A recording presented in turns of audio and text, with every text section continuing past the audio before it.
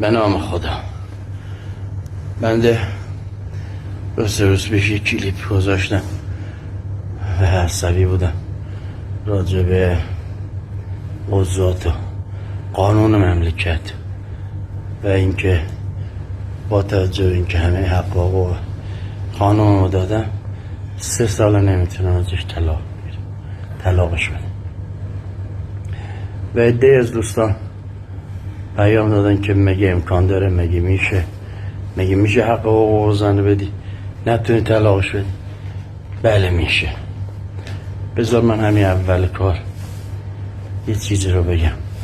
بنده نه سیاسیم، نه اهل حزبیم، نه اهل فالوور جمع کردن، نه لایک میخوام، نه هیچ.